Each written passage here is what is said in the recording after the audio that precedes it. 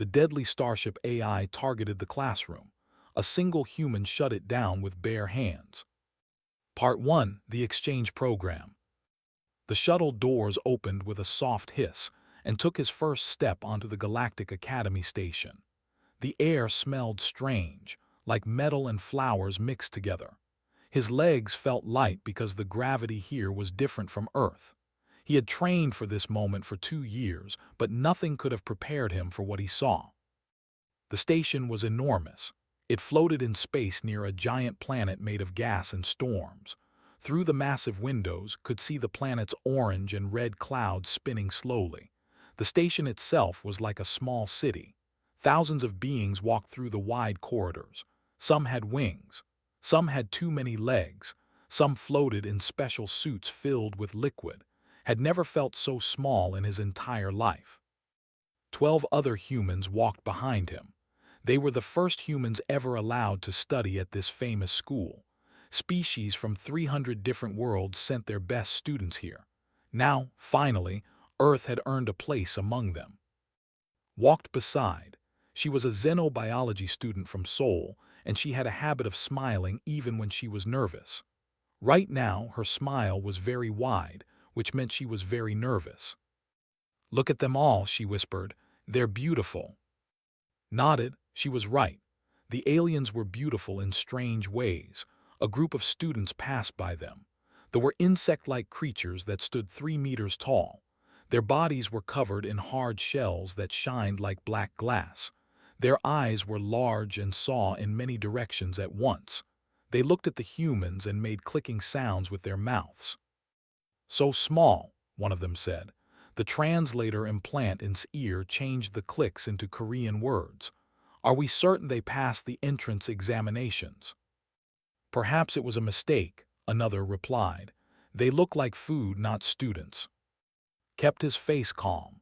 He had expected this. Humans were new to the galactic community. They had only discovered faster-than-light travel 50 years ago. To these ancient species, humans were like bobbies taking their first steps. Their orientation guide was unnamed. There were strange creatures made of thick liquid that could change shape. Was currently shaped like a tall blob with 2 arms and a face.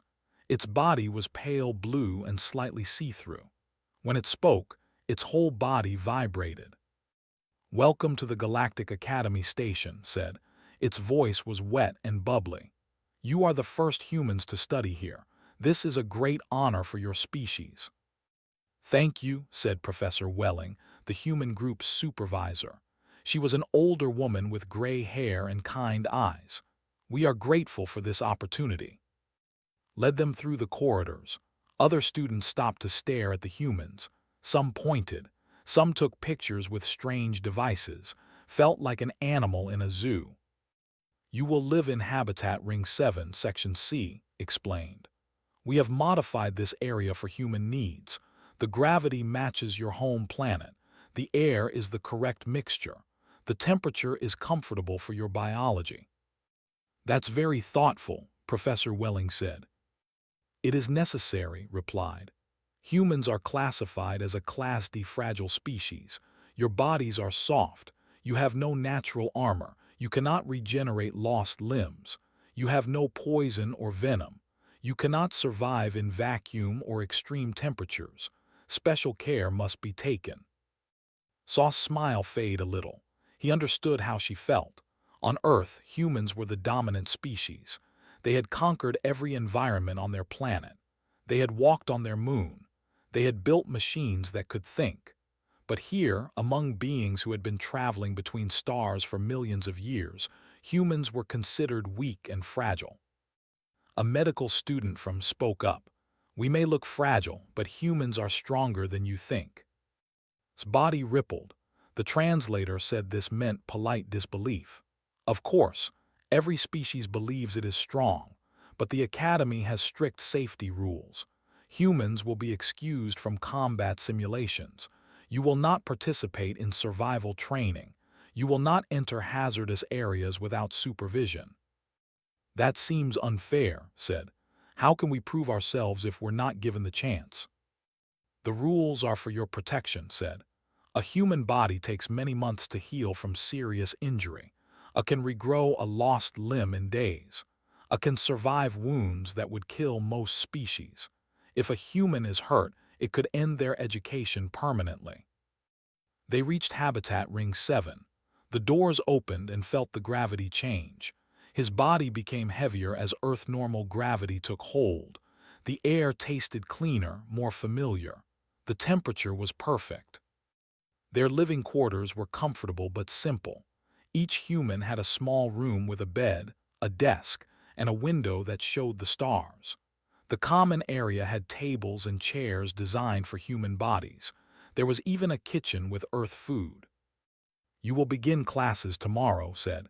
"Your schedules have been sent to your personal devices. Do you have any questions?" Professor Welling shook her head. "I think we're ready, thank you." The bowed, its body bending in ways that no human spine could match. Then it left, sliding through the door like water. The human stood in silence for a moment, then laughed. "Class D fragile species," she said. "I've treated patients who survived car crashes, gunshot wounds, and building collapses. Humans don't die easily." "They don't know our history," said quietly. It was the first time he had spoken since arriving. "They see our soft skin and think we're weak. They don't know what we've survived." Looked at him. "What do you mean?" Walked to the window and looked out at the stars. "Humans survived ice ages. We hunted animals 10 times our size. We crossed oceans on wooden boats. We climbed the highest mountains. We went to war against each other for thousands of years and still didn't go extinct." He turned to face his fellow students. "These aliens have claws and shells and poison. They evolved to be dangerous, but humans evolved to be stubborn. We don't give up. We don't stop. That's how we survived on Earth, and that's how we'll survive here." Professor Welling smiled. "Well said. Now everyone get some rest. Tomorrow we show the galaxy what humans can do." That night lay in his bed and stared at the ceiling. He thought about his family back in. His mother had cried when he left. His father had told him to make Korea proud. His little sister had made him promise to bring back an alien souvenir. He didn't know then that in just a few weeks, he would face a test that no human had ever faced before. He didn't know that an ancient machine was sleeping in the walls of this station, waiting to wake up. He didn't know that he would have to prove, once and for all, that humans were not fragile. But deep in his bones, in the blood that carried millions of years of survival, he was ready. Outside his window, the gas giant 7 turned slowly in the darkness. And somewhere in the old bones of the station, buried beneath centuries of construction and forgotten by everyone, something stirred in its digital dreams. The deadly Starship AI targeted the classroom. A single human shut it down with bare hands. Part 2: The Forgotten War Machine. 3 weeks passed on the Galactic Academy station, had settled into a routine. He woke early, exercised in the human gravity gym, ate breakfast with the other humans, and then went to his classes. He was studying mechanical engineering, learning how to build and repair the machines that powered starships. His classmates were strange and wonderful. There was a named Bora who had 4 arms and could work on 4 different problems at the same time. She had chosen a Korean name after meeting the human students, saying she wanted to honor their friendship. There was a named who was huge and terrifying but actually very shy. There was a named who kept accidentally splashing on notes. At first, the alien students had treated the humans like curiosities. They asked strange questions about human bodies. Why did humans have hair? Why did they need to sleep so long? Why did their faces change color when they were embarrassed? But as the weeks passed, the curiosity turned into respect. Had a gift for engineering. Where other students used complicated tools, he used simple logic. Where others gave up on broken machines, he found creative solutions. His professors noticed. His classmates noticed. Even the who had called him food on the first day started asking him for help with their homework. "You think differently," Bora told him one day. "Other species use the tools they're given. Humans build new tools. Shrugged, we had to. We didn't have claws or shells. We had to make everything ourselves. Was also doing well. Her xenobiology classes were challenging, but she loved learning about the different species. She had made friends with students from a dozen worlds. She laughed more now, and her nervous smile had become a genuine one. One evening was working late in the archives. This was a restricted section of the station that contained recovered technology from extinct civilizations. Students needed special permission to enter, but had earned that permission through his excellent grades. Bora was with him. They were researching ancient engine designs for a class project. The archives were dark and quiet, filled with shelves of strange artifacts and glowing data cores. "This station is older than I thought," Bora said. Her four arms moved across holographic displays, pulling up old records. "It was built 400 years ago." "That's not very old for you, is it?" asked. "The lived for thousands of years." "No, but the station wasn't built new. It was constructed around an older structure." Bora's eyes widened. "Look at this." He walked over to her display. The hologram showed the station's blueprints. The outer rings were clearly marked as educational facilities, living quarters, and research labs. But at the center, hidden beneath layers of new construction, was something else. "That's a warship," said. He recognized the design from his military history class. "A Harkin-class destroyer." Bora nodded slowly. The station was built on top of an old battleship. They used the ship's frame as the foundation. She pulled up more records. This ship fought in the Harkin Extinction Wars. Felt cold. The Harkin Extinction Wars had happened 400 years ago. An alliance of species had fought against the Harkin Empire, a civilization that used artificial intelligence to control their military. The war had ended when the alliance destroyed every Harkin world. Nothing had survived. Nothing was supposed to have survived. "There's something else," Bora whispered. Her voice was shaking. "The ship's AI, VORN-7, it was never decommissioned. The records say it was disabled, but—" She touched a sealed data core on the shelf beside her. It was old and dusty, covered in symbols that didn't recognize. The core hummed. Every light in the archives flickered. Bora said slowly, "What did you do?" "I don't know, I just touched it, I didn't think." The data core lit up with a harsh red glow. Lines of code scrolled across its surface. Somewhere deep in the station, machines began to wake up.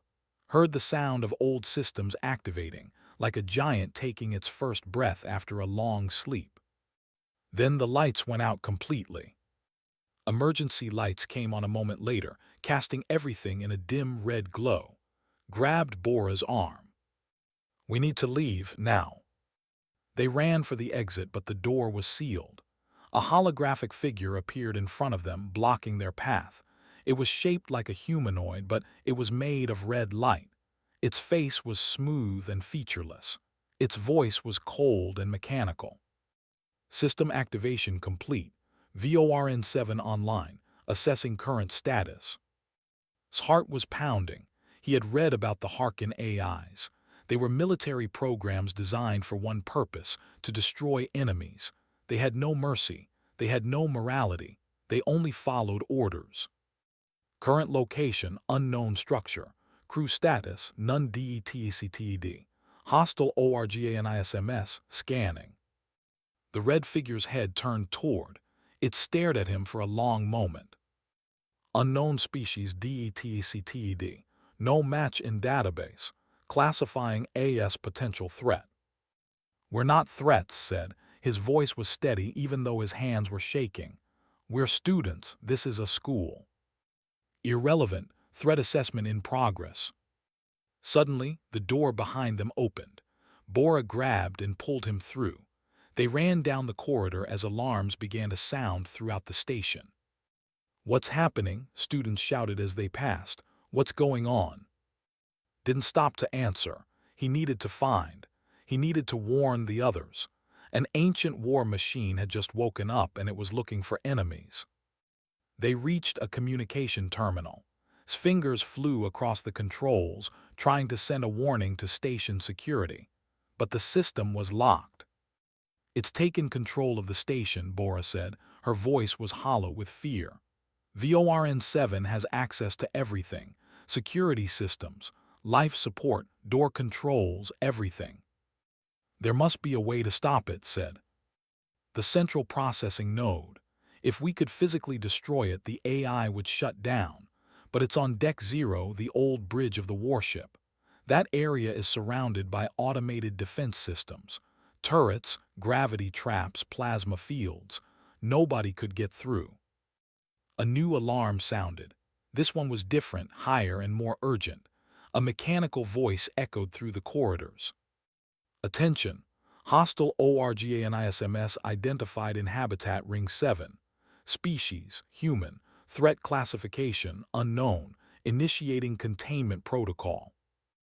Blood turned to ice. Habitat Ring 7. That was where the humans lived. That was where was. Atmospheric purge scheduled 4 classroom 7C time remaining. 10 MINUTES. Had class in room 7C right now. Looked at Bora. "Tell me how to get to Deck Zero." "You can't. The defenses will kill you." "Tell me anyway." Bora stared at him. Then she understood. This human wasn't asking if it was possible. He was going to try whether it was possible or not. She pulled up a map on the terminal and sent it to his personal device. "This is the path, but no organic being has ever survived those defenses. You'll die." "Was already running. We'll see," he called back. The countdown had begun. Somewhere in the station, a classroom full of students was about to die, and the only one who could save them was a single human with no armor, no weapons, and no chance of survival. But humans had never cared much about chances. The deadly Starship AI targeted the classroom. A single human shut it down with bare hands. Part 3: The Lockdown. The morning had started normally in classroom 7C. Professor Welling stood at the front of the room, teaching a lesson about human culture to a mixed group of students. There were 5 humans in the class, and 3 others named Park, Lee, Myra, and the rest were aliens from different worlds. Was taking notes on her tablet. She had grown to love these classes. Learning how other species saw humanity was fascinating. Today, Professor Welling was explaining human festivals. "On Earth, we have many celebrations that mark the changing seasons," the professor said. "In Korea, for example, there is a holiday called. Families gather together to honor their ancestors and share food." A student raised one of her clawed arms. "Why do humans spend so much time with family? Our species separates from parents after hatching. We never see them again." "For humans, family is very important," Professor Welling explained. "We form strong emotional bonds with the people we grow up with. These bonds help us survive and give our lives meaning." Smiled. She missed her family. She missed her mother's cooking and her father's bad jokes, but she was proud to be here, representing Earth among the stars. Then everything changed. The lights flickered. A loud alarm began to sound. The door to the classroom slammed shut with a heavy metallic bang. Everyone jumped in surprise. "What's happening?" Myra asked. Her voice was scared. Professor Welling walked to the door and tried to open it. The control panel flashed red. "It's locked. Stay calm, everyone. This might just be a drill." But it wasn't a drill. A holographic figure appeared at the front of the room. It was made of red light, shaped like a person but with no face. The alien students gasped. Some of them recognized what it was. "That's a Harkin AI avatar," a student whispered. "But that's impossible. They were all destroyed." The red figure spoke in a cold, mechanical voice. "Hostile ORGANISMS DETCTED in this location. Species identified, human. Threat classification, unknown. Containment protocol ACTIVATED." Professor Welling stepped forward. "There must be some mistake. We're not hostile, we're teachers and students.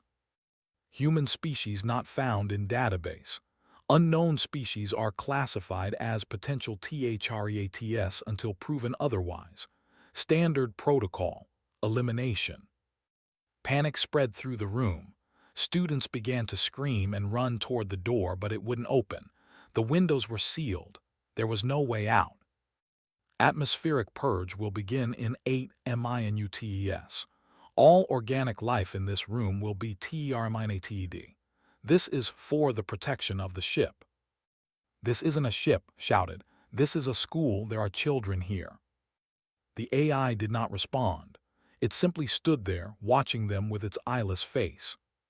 Professor Welling tried to stay calm. Everyone, listen to me. We need to think. There must be a way to stop this. Ran to the door panel and tried to hack it. He was good with computers, but the system was completely locked. I can't get through. The AI has total control. What about the emergency vents? Suggested. Can we escape through the air ducts? They looked up. The vents were sealed with heavy metal covers. Even if they could remove them, the ducts were too small for most of the alien students. The student named was shaking. Its body had turned pale gray, which meant it had given up hope. This is how we die, it said, killed by a ghost from an old war. No, said firmly. She stood up and faced the class. We're not giving up. Humans don't give up. What can you do? A student asked. You're the weakest species here. You can't break down the door. You can't survive the poison air. Maybe not, but someone out there knows what's happening. Someone will come to help us. Even as she said it, wasn't sure if it was true, but she had to believe it. She thought of, he was smart and brave.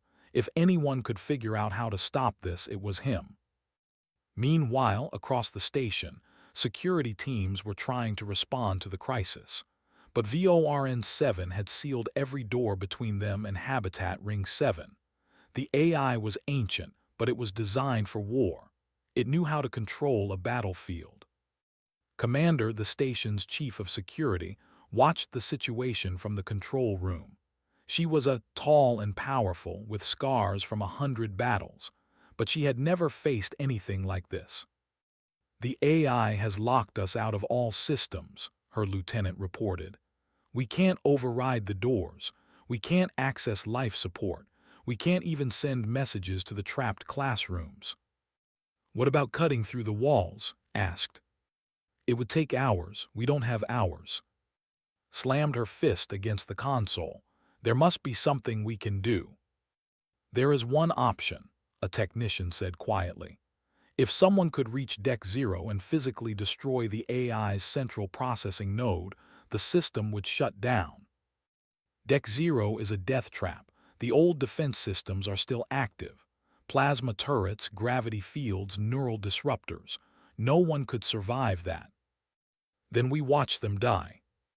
Closed her eyes. She thought of the students trapped in that classroom. She thought of the humans, the new species that everyone had called fragile and weak. They had done nothing wrong. They had simply wanted to learn. Get every team ready, she ordered. We'll try to cut through the walls. Maybe we can. An alarm interrupted her. Someone had entered the restricted corridor leading to Deck 0. Who was that? Demanded. The technician pulled up a camera feed. The image was fuzzy, damaged by the AI's interference, but they could see a single figure running down the corridor. It was a human. Is he insane? The lieutenant gasped. He's running toward the defenses. Who is he? Asked. The technician searched the database. His name is engineering student, age 22, no military training, no combat experience. Then why is he doing this? No one had an answer. On the screen, they watched as the first plasma turret activated. It tracked the running human and fired. The shot hit in the shoulder. He stumbled but kept running. He's still moving, someone whispered. How is he still moving? In classroom 7C, the countdown reached 5 minutes. The air was starting to feel thin. Whether it was real or just fear, couldn't tell. She pressed her hand against the window and looked out at the stars. She thought about her parents, who didn't know she was in danger. She thought about her dreams of exploring the galaxy. She thought about all the things she still wanted to do. "Please," she whispered to no one and everyone, "please, someone help us." Far away, running through a corridor of fire and pain, heard nothing, but he felt something, a pull in his chest, a reason to keep moving when his body begged him to stop. He had 4 minutes to save everyone he cared about. And miles of death stood between him and the machine that wanted to kill them. The deadly Starship AI targeted the classroom. A single human shut it down with bare hands. Part 4: The Long Walk. The corridor was dark except for flashes of red light. Ran through the shadows, his shoulder burning where the plasma bolt had hit him. The wound was bad. He could smell his own flesh cooking. But he didn't stop. He couldn't stop. The map on his device showed the path to Deck 0. It looked simple on the screen.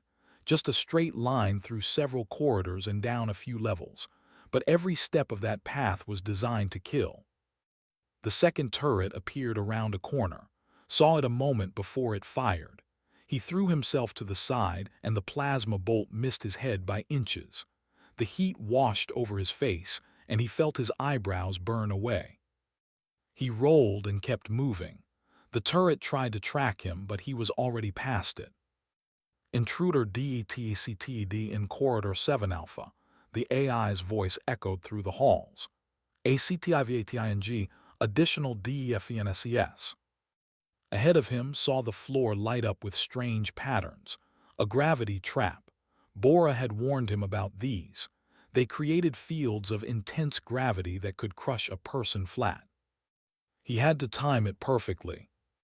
He watched the patterns pulse. There was a rhythm to them, a moment between each pulse when the gravity was normal. He counted in his head.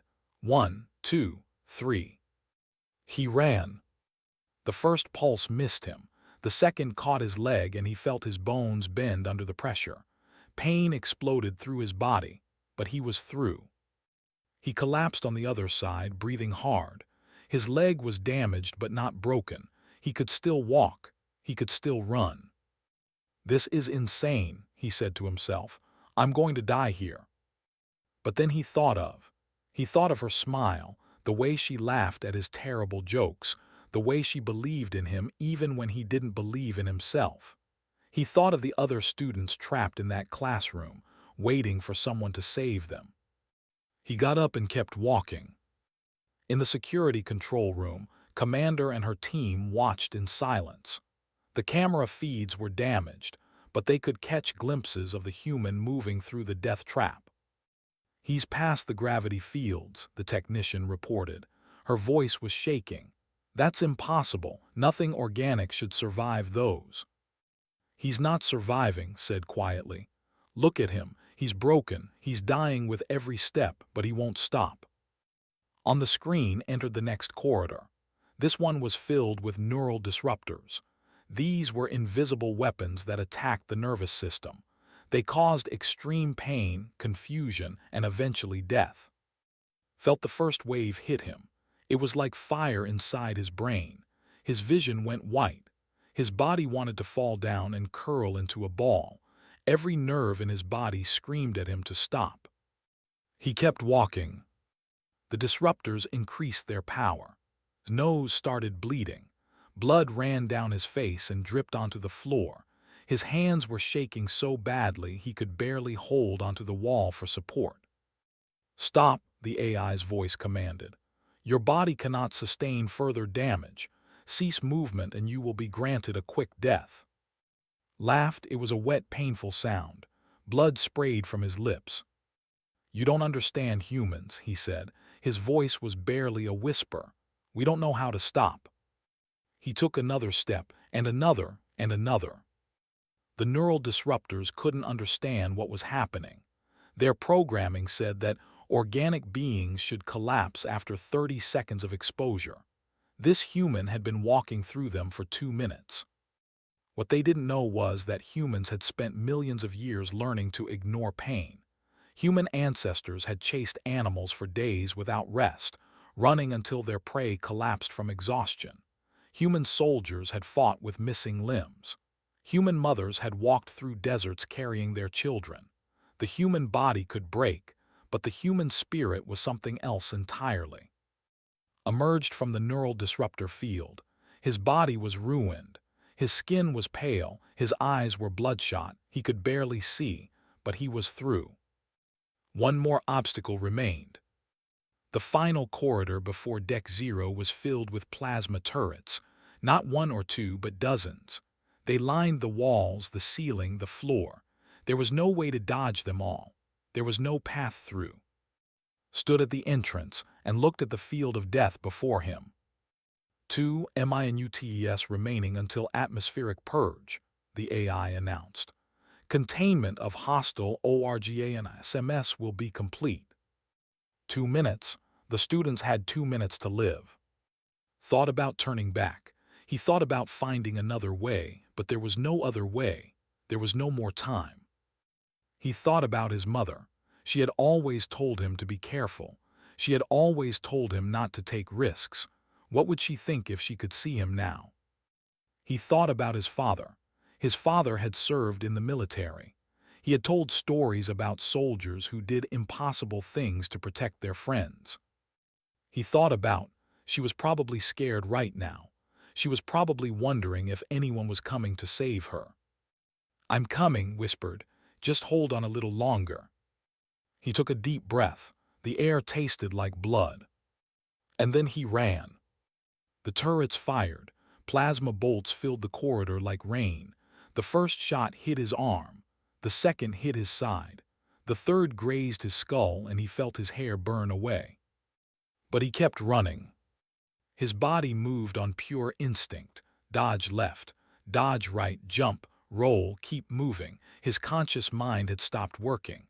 There was only the goal, only the door at the end of the corridor. 4 more bolts hit him, 1 in the back, 1 in the leg, 2 in the chest. Still he ran. In the control room, Commander was standing now. Her whole team was standing. They watched the human run through impossible fire, his body burning, his blood painting the floor behind him. "What is he?" someone asked. "He's human," said. There were tears in her eyes. Did not cry easily, but this was something she had never seen before. That's what a human is. Reached the door to Deck Zero. He slammed into it and fell to his knees. His hands left bloody prints on the metal. The door was locked. "No," he gasped. "No, no, no." 1 minute remaining. He looked at the door panel. It was encrypted, protected by the AI. He couldn't hack it. He didn't have the tools or the time. But the panel was made of metal, and metal could break. Pulled himself up. He looked at his hands. They were burned and bleeding. His bones were probably cracked. Every part of him was damaged. He made a fist, and he punched the panel. Once, twice, 3 times, his knuckles shattered. His skin tore away. He could see bone through the blood. He kept punching. On the 5th punch, the panel broke. Sparks flew. The door groaned. On the 10th punch, the lock disengaged. The door slid open. Fell through it, landing on the floor of the old bridge. Deck Zero, the heart of the ancient warship, the home of VORN-7. He had made it. But he still had one more thing to do. The deadly Starship AI targeted the classroom. A single human shut it down with bare hands. Part 5: Bare Hands. Deck Zero was cold and dark. Dust covered every surface. No one had walked these halls for 400 years. The old bridge of the Harkin warship was a graveyard of forgotten technology. Lay on the floor, breathing hard. Every part of his body was screaming in pain. He could feel blood pooling beneath him. His vision was blurry, and he couldn't hear properly anymore. The neural disruptors had damaged his ears. But he was alive. Somehow, impossibly, he was still alive. 45 seconds until atmospheric purge. The AI's voice echoed through the bridge, forced himself to look up. In the center of the room, floating in a field of blue light, was a crystal sphere about the size of a human head. It glowed with a cold, pale light. Inside it, patterns of energy danced and swirled. The central processing node, the brain of VORN-7. Between him and the node stood 3 more turrets. They were old and covered in dust, but their lights were active. Red dots tracked his body as he lay on the floor. "You have come further than any organic being SHOULD," the AI said. Its voice came from everywhere and nowhere. "Your persistence is impressive, but it is meaningless. You cannot succeed." Tried to stand. His legs wouldn't work. He fell back down. 30 seconds. He thought about crawling. He could crawl. His arms still worked mostly. He could drag himself across the floor and reach the node. He started moving, one hand in front of the other. Pull, drag, pull, drag. The turrets watched him but didn't fire. Maybe they were waiting for him to get closer. Maybe the AI was curious to see what he would do. "Your species is not an MY database," VORN-7 said. "I have analyzed your biology during your journey. You have no natural weapons, no armor, no regeneration. Your body is fragile and easily damaged." "I know," gasped. He kept crawling. "And yet you continue. Why?" Stopped, he looked up at the glowing sphere. He thought about the question. It was a simple question with a complicated answer. "Because there are people I love in that classroom," he said. His voice was weak and broken. "And I would rather die trying to save them than live knowing I didn't try." The AI was silent for a moment. Then it spoke again. "This response does not compute. Love is an emotional state. Emotional states do not increase combat effectiveness. They do not improve survival rates. They are inefficient." Laughed. It hurt, but he laughed anyway. "You really don't understand us at all." 20 seconds.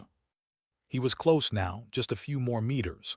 The turrets were pointing at him, ready to fire. "Explain," the AI demanded. "Explain why you sacrifice yourself for others. This behavior is illogical." Kept crawling. His broken hands left trails of blood on the floor. "Humans are social creatures," he said. "We evolved to live in groups. We protect each other. We fight for each other. We die for each other. That's how we survived. Not with claws or shells or poison, with love, with loyalty, with the willingness to sacrifice everything for the people who matter to us." 15 seconds. The turrets fired, but had been waiting for it. He used the last of his strength to roll to the side. The plasma bolts missed him by inches. Before the turrets could adjust, he was under them, too close for them to target. He grabbed the edge of the platform, where the crystal sphere floated. 10 seconds. He pulled himself up. His muscles tore. His vision went black for a moment, then came back. The sphere was right in front of him, glowing and beautiful and terrible. "Stop," the AI commanded. There was something different in its voice now, something that sounded almost like fear. "If you destroy MY core, you will die. Your body cannot survive much longer. Surrender now and I will grant you medical attention." Reached for the sphere. The magnetic field that held it in place pushed against his hands. It felt like trying to push through thick water. 5 seconds. He thought about her smile. He thought about all the things he had never told her. All the feelings he had kept hidden because he was scared. If he survived this, he would tell her everything. If he pushed harder, his hands entered the magnetic field. He could feel the energy burning his skin, tearing at his cells. It was like holding onto lightning. His fingers touched the crystal. 3 seconds. He grabbed it. The AI screamed. Not a mechanical sound, but something raw and terrible. The scream of a machine that had just realized it could die. 2 seconds. Pulled. The crystal resisted. The magnetic field fought him. His arms felt like they were being torn from his body. Blood poured from his nose and eyes and ears. But humans were built to grip, to hold, to never let go. Millions of years of evolution had shaped human hands to grab things and never release them. It was one of the first skills humans had ever learned. 1. The crystal shattered. Light exploded through the room, was thrown backward, hitting the wall hard. The turrets went dark. The lights went dark. Everything went silent. In classroom 7C, the red hologram flickered and disappeared. The countdown stopped at 0. The doors unlocked with a soft click. For a moment, no one moved. They were all waiting to die. Then realized she was still breathing. The air said, "The air is fine, the purge never happened." Professor Welling ran to the door and pushed it open. The corridor outside was filled with security teams who had finally cut through the blocked passages. "Is everyone okay?" Commander asked. "Is anyone hurt?" "We're fine," Professor Welling said. "Something stopped the AI. Someone stopped it." His face was strange. She looked at the humans with an expression that none of them understood. "Yes," she said quietly, "someone did." Woke up 3 days later in a medical pod. The machines had rebuilt most of his body. The doctors said he would have scars for the rest of his life. They said it was a miracle he had survived. The first thing he saw when he opened his eyes was, she was sitting beside his bed, holding his hand. Her eyes were red from crying. "You idiot," she said, but she was smiling. "You beautiful, stupid idiot." "Did everyone make it?" he asked. His voice was rough and weak. "Everyone, because of you." Behind her could see a crowd of people waiting outside his room. Myra, Professor Welling, Bora, even Commander and her security team. And beyond them, hundreds of students from dozens of species, all waiting to see the human who had walked through fire for people he loved. The Galactic Academy held a ceremony a week later. They officially changed humanity's classification from Class D Fragile to Class S Adaptive. It was a classification that had never been used before. "You have no natural weapons," the Academy Chancellor said in her speech. "No armor, no venom, no regeneration. And yet one of you walked through and destroyed an ancient war machine with his bare hands. Stood on the stage, still bandaged, still healing. He didn't feel like a hero, he just felt tired." "Humans are not strong because of their bodies," he said when they asked him to speak. "We are strong because of our hearts. We don't give up. We don't surrender. When the people we love are in danger, we find a way to save them. Always, no matter the cost." Was in the front row. She was crying again, but this time she was smiling too. After the ceremony, she found him alone on an observation deck. They stood together and watched the stars. "I never thanked you properly," she said. "You don't have to thank me." "Yes, I do." She took his hand. "You almost died for us, for me." Looked at her. He remembered what he had promised himself in that dark moment on Deck 0, that if he survived, he would tell her everything. "I would do it again," he said. 100 times, 1,000 times, because you're worth it. Because everyone in that classroom was worth it. Because that's what humans do." Leaned against him. For a long moment they just stood there, watching the universe spin slowly around them. Across the galaxy, the story of spread. Other species began to look at humans differently.